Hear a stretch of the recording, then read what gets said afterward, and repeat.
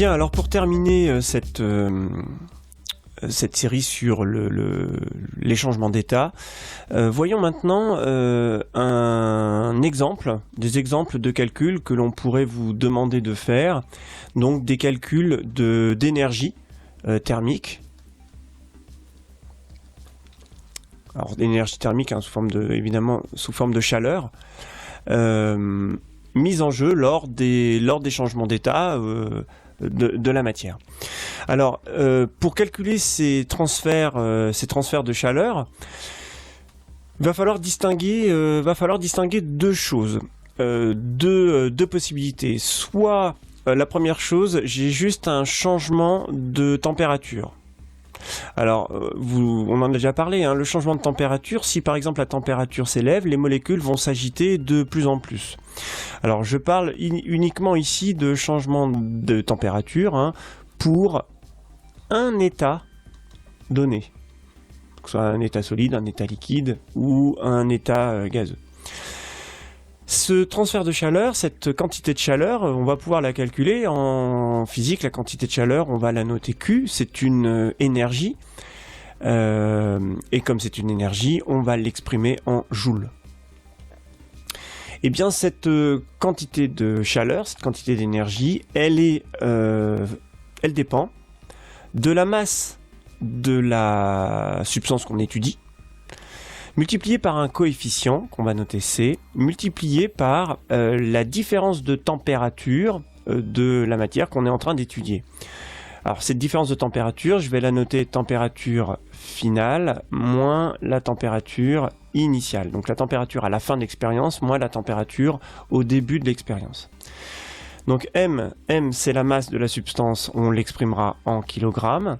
Cette différence de température, vous pourrez l'exprimer en degrés Celsius ou en Kelvin. Donc pour ça, je vous mets le lien de la vidéo correspondante où j'explique en détail pourquoi on peut exprimer cette différence de température en degrés Celsius ou en Kelvin.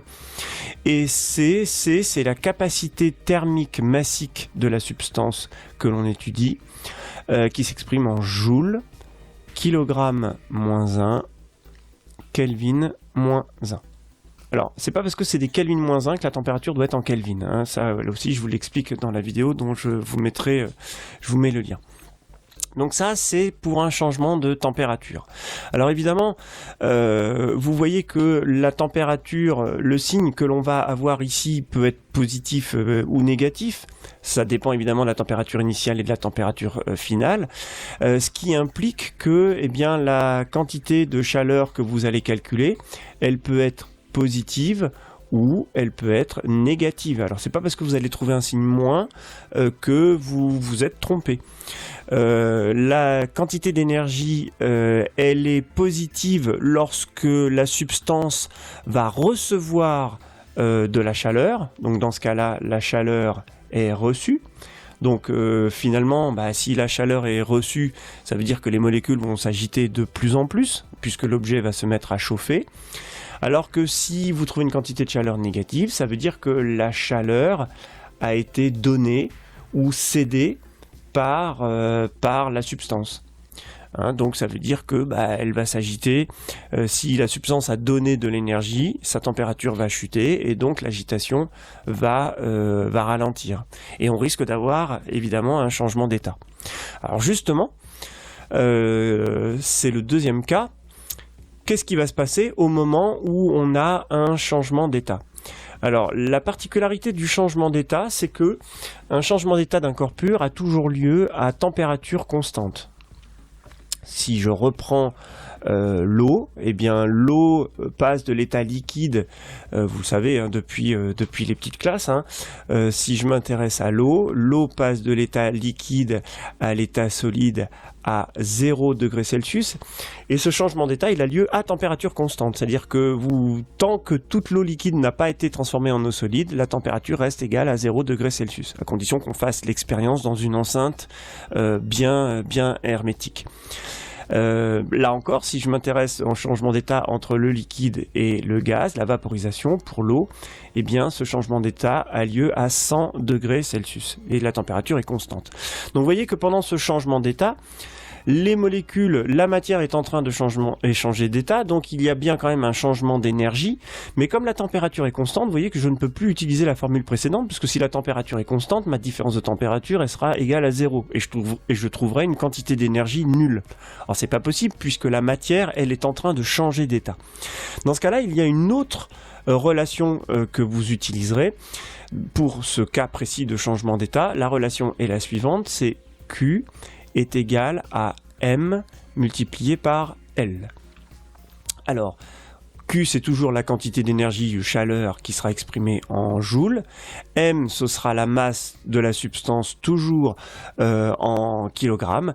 Et alors, L, c'est particulier, c'est ce qu'on appelle une énergie massique de changement d'état. Alors avant, on appelait ça la chaleur latente, des chaleurs latentes de changement d'état. Bon, on peut appeler ça aussi une énergie massique. Pourquoi ? Parce que cette énergie, elle s'exprime en joules kilogramme moins 1, joules par kilogramme. Alors par exemple, si on s'intéresse à l'énergie massique de changement d'état qui correspondrait à la fusion de l'eau, alors dans ce cas-là, on pourrait écrire L fusion, donc l'énergie massique de fusion de l'eau, elle est à peu près de 333 joules par gramme. Voilà, donc ça veut dire quoi ce truc-là ? Ça veut dire que lorsque je suis à la température de 0 degrés Celsius, eh bien, il faut que j'apporte 333 joules à 1 gramme de glace pour qu'il puisse fondre. Voilà ce que ça veut dire. Donc ce changement d'état, il aura lieu à 0 degrés Celsius. Alors maintenant, je voudrais qu'on voit ensemble un exemple, un exercice. Alors on va pas faire des calculs en détail, mais imaginons l'exercice suivant. Imaginons que l'on vous propose de calculer l'énergie. Alors je vais écrire ça très rapidement. Calculer l'énergie qu'il faut pour amener un glaçon. Alors d'une masse, on va prendre, 2 grammes. Un glaçon de 2 grammes, et on voudrait amener ce glaçon d'une température de moins 17 degrés Celsius. On sort du congélateur, moins 17 degrés Celsius. Et on va emmener ce glaçon à une température de 25 degrés Celsius.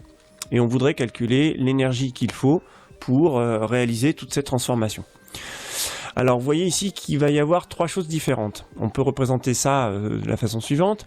On va prendre un glaçon ici à moins 17 degrés Celsius. Ce glaçon, la première chose qu'il va faire, c'est qu'il va se réchauffer. Et sa température, tant qu'elle est négative, le glaçon ne fond pas. Donc le glaçon, la température va augmenter, et la température va augmenter jusqu'à 0 degrés Celsius. À partir de 0 degrés Celsius, la glace va commencer à fondre. Donc le glaçon va se transformer en eau liquide. Une fois que tout le glaçon aura fondu, j'aurai de l'eau liquide à 0 degrés Celsius. Et puis cette eau, elle va chauffer et elle va arriver jusqu'à 25 degrés Celsius. Donc vous voyez ici qu'il y a en fait 3 étapes.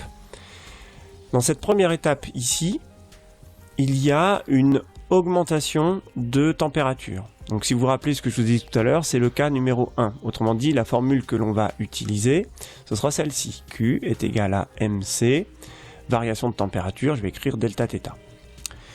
La deuxième étape, elle a lieu à 0 degrés Celsius, et dans ce cas-là, ici, vous le voyez, c'est un changement d'état. Donc on utilisera la relation Q est égal à M fois L. Et dans la dernière partie, eh bien, on a de nouveau une élévation de température, une variation de température, mais pour un même état. Et dans ce cas-là, on pourra réutiliser la relation Q est égal à MC delta θ. Alors on va détailler un petit peu. Donc, vous voyez, 3 calculs de température parce que 3 choses différentes. On va les numéroter. On va dire qu'on a numéro 1 ici, numéro 2 ici et numéro 3 ici. Alors évidemment, la quantité d'énergie totale qu'il faut pour amener ce glaçon de moins 17 degrés Celsius à 25 degrés Celsius, eh bien la quantité de chaleur totale, ce sera tout simplement égal à Q1 plus Q2 plus Q3. Alors on va pas faire de calcul, mais qu'est-ce qu'il faudrait faire pour calculer Q1, Q2 et Q3? Alors si on s'intéresse à Q1, Q1 donc ce sera égal à M, masse du glaçon, donc ici ce serait 2 grammes, multiplié par C, la capacité thermique massique. Mais de quoi? Je suis en train d'étudier un glaçon, donc c'est la capacité thermique massique de la glace.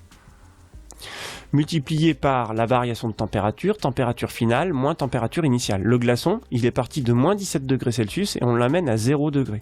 Donc la température finale, c'est 0 degrés Celsius, moins la température initiale, qui était donc de moins 17 degrés Celsius. Donc vous voyez, j'ai moins 17. Voilà le calcul qu'il faudrait faire, avec la capacité thermique massique de la glace, avec les bonnes unités, avec la masse du glaçon que l'on mettrait en kilogrammes. Ça vous permettrait de calculer Q1. Ensuite, comment on ferait pour calculer Q2? Q2, ça correspond donc ici au changement d'état de la glace en eau. Ce sera donc la masse du glaçon, que l'on a pris, donc les 2 grammes, multiplié par l'énergie massique de changement d'état. Ici, on est en train d'étudier un glaçon qui fond, transformation de l'état solide à l'état liquide, c'est donc de la fusion. Donc ce serait l'énergie massique de fusion. Alors évidemment, dans les exercices, on vous donnera évidemment cette valeur, en vérifiant toujours que la masse du glaçon est en kilogrammes et que l'énergie massique est bien en joules par kilogramme. Tout à l'heure, je vous ai donné une valeur en joules par gramme, il faudrait convertir, évidemment. Et puis Q3, c'est quoi? Eh bien, le glaçon a complètement fondu, l'eau est à l'état liquide, et cette eau, donc maintenant on n'a plus un glaçon, on a une masse d'eau, mais vous êtes bien d'accord que si j'ai fait fondre 2 grammes de glaçon, j'obtiens 2 grammes d'eau, donc finalement la masse d'eau et la masse de glaçon, ce sera la même, donc la masse d'eau, ou masse de glaçon, pareil, multiplié par C, alors la capacité thermique massique, attention, cette fois-ci, je pars d'eau liquide, donc c'est la capacité thermique massique de l'eau, donc c'est pas la même chose que tout à l'heure, ici j'avais la glace, maintenant j'ai de l'eau, donc c'est pas les mêmes valeurs, multiplié par la variation de température, la température finale c'est 25 degrés Celsius, et cette eau, on l'a pris en température de départ à 0 degré. Et voilà le calcul de Q3. Donc voilà un exemple de calcul d'énergie qu'il faudrait pour transformer une matière pris à une température et pour l'emmener sous un autre état à une autre température. Et on pourrait rajouter comme ça d'autres changements d'état, il suffirait de rajouter les quantités de chaleur Q pour faire votre calcul. Voilà, et bien écoutez, d'ici la prochaine vidéo, je vous souhaite bon courage et je vous dis à bientôt.